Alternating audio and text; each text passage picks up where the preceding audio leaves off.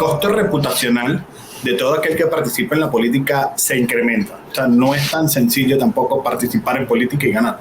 Ahí tienes el mejor ejemplo, es el caso hoy del ministro Lisandro Macarrulla. Toda una crisis que se ha generado, dentro de un expediente que no sé, digamos, he buscado información, no sé si efectivamente ya se ejecutó esa medida por parte de la Procuraduría, porque extrañamente no fue que fueron a buscar a estos imputados, sino que lo anuncian como si fuera, digamos, y es lo que me preocupa de este caso, que generándole un coste reputacional a todos los mencionados que están allí, porque al parecer no hay una medida judicial de por medio. Pero ¿qué coste reputacional tiene hoy el ministro Lisandro Macarrulla? ¿Qué le ha afectado haberse metido en política, haber aceptado ser ministro de la presidencia? Entonces, no todo el que entra en política es porque solo le gusta, sino también sabe que el coste reputacional es muy alto y a veces ni siquiera es estratégico para los fines que quiere lograr en el tiempo ese empresario. Así es. Lo que quiero decir es que la relación empresario y política, su punto de encuentro debe ser esencialmente la vocación para servir desde la política. No es lo mismo servir desde el empresariado, servir desde la política y formarse para eso.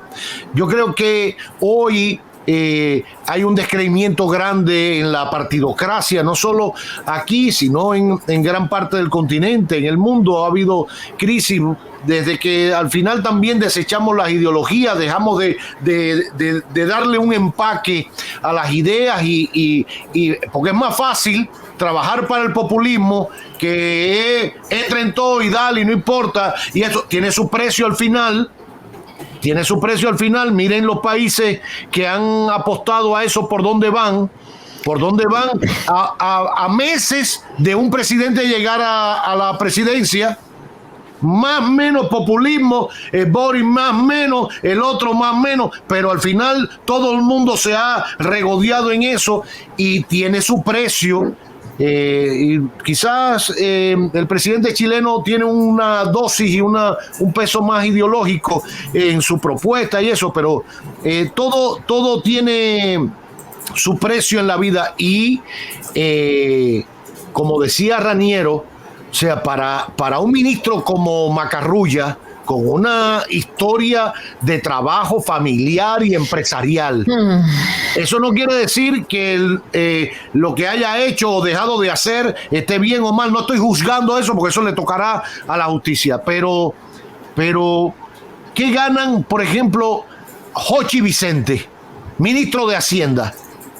Poner en el currículum que fue ministro de Hacienda, pero en su trayectoria empresarial fue mucho más exitoso y ha tenido 20,000 cosas. Bueno, tiene quizá una voluntad y un deseo de servir y de aportar desde esa posición. Si lo logra, porque te encuentras de frente con unas realidades que muchos de ellos no conocían, porque no es lo mismo con guitarra que con violín, estando afuera que dentro. Entonces cuando llegan adentro dicen, no, esto no es tan fácil. Espérate, ¿a qué precio yo me voy a meter en política? ¿Y para qué? Pero ¿sabes lo que pasa entonces, Roberto? Y tú estás dando en el clavo de la situación particular por la que pasa nuestro país, donde a veces es necesario que entren a la carrera pública, ya no digo ni siquiera a la política, a la carrera pública verdaderos profesionales capacitados que a veces, como aquí no existe esa carrera administrativa tan sólida y bien pagada como pueden existir en otros lugares, pues los candidatos presidenciales recurren a sus amigos de las empresas privadas que sí tienen un currículum y una preparación, pues para enamorarlos de que entren y participen en la política, de su programa político, para que al final terminen al frente de este tipo de ministerios. Cosa que no pasaría si tuviésemos una administración pública con los profesionales suficientemente capacitados y lo que cambia es la cabeza con la visión política. Entonces ahí sí estaríamos poniendo a la cabeza de un Ministerio de Hacienda no un profesional, sino un político que trace las políticas de recaudación, por ejemplo, o de Hacienda, a esos profesionales que están en la pirámide por debajo para que ejecuten un programa de gobierno. Un político trabajando con verdaderos profesionales, pero eso no es lo que nos pasa en este país. Por eso muchos gobiernos, no solamente este, siempre terminan recurriendo pues a profesionales de la empresa privada para poder sumarlos y meterlos al tren gubernamental. Y pasa, pues lo que pasa que tiene un costo para todos. Y eso pasa también porque, digamos, quienes están haciendo política no se preparan para llegar al gobierno. Exacto. Entonces, hacen política para hacer oposición y llegan al gobierno y no saben cómo hacerlo después, o sea, no saben cómo hallar con eso. Y eso lo vimos en este gobierno, o sea, lo vimos los primer año del PRM.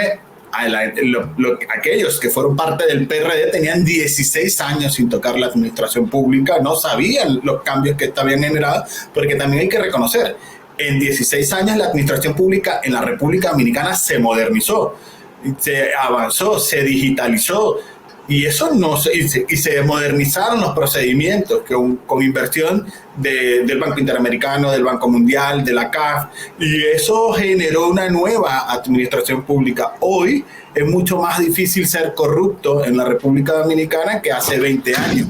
Porque definitivamente hay unos procedimientos que cumplir, hay unas vistas públicas, hay un escrutinio. Hay un escrutinio y hay una información disponible.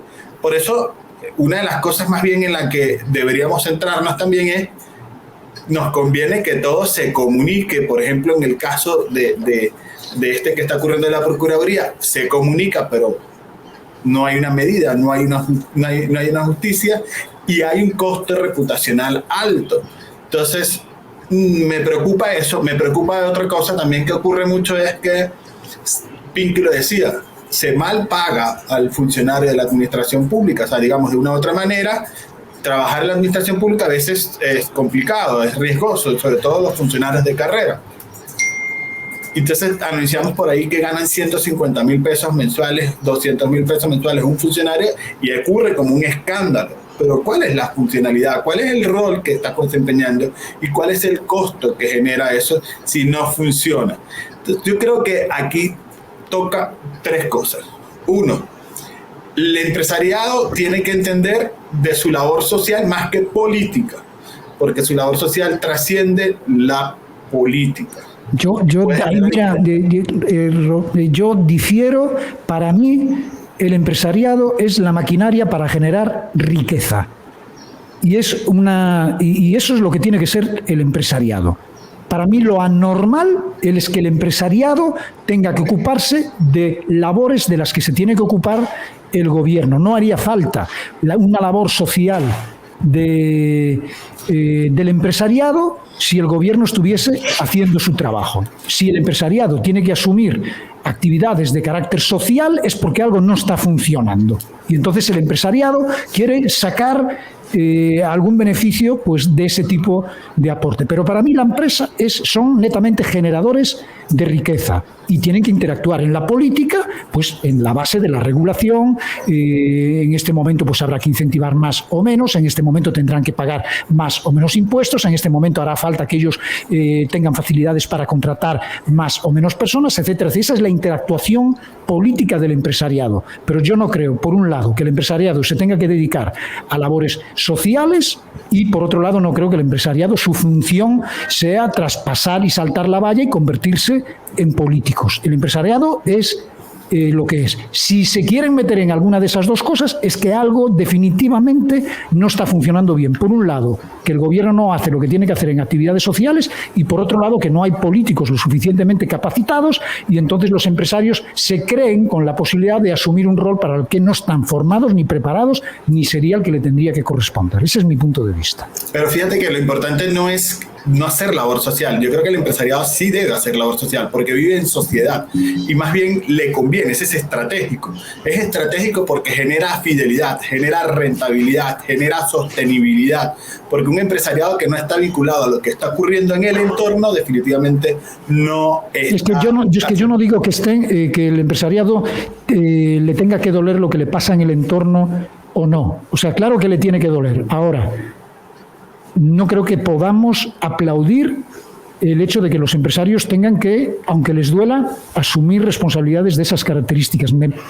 igual que yo no creo tampoco en que las ayudas sociales son la solución a los problemas de la clase más desposeída, ¿entiendes? No creo que la solución de los empresarios para ganar reputación a raíz de la miseria de la gente, aunque sea con todas las buenas intenciones del mundo y porque a ellos les duela, sea también la solución. Yo creo que eso pasa en sociedades, y si quieres analizamos cientos de países donde cada vez las empresas no lo hacen porque no le repercute en absolutamente nada, porque evidentemente las sociedades están preparadas para que eso no tenga que suceder. Pero fíjate que ocurre, el tema de la responsabilidad social es un concepto que se acuña de la nueva visión gerencial de la empresa privada, porque tiene que... En países como los nuestros, medio tercermundistas, en los gobiernos no sé qué, de eso nada. En Estados Unidos ocurre mucho y hay casos de estudios excelentes que te permiten entender cómo ciudades se rejuvenecen a partir de eso, porque definitivamente la administración pública no lo es todo, no puede con todo lo que ocurre en lo público. En los a eso es a lo que me refiero, que tendría que poder, que las empresas aprovechan del vacío y del hueco de las malas gestión de gobierno para hacer capital económico de las necesidades de la gente, y eso yo no, la verdad que no.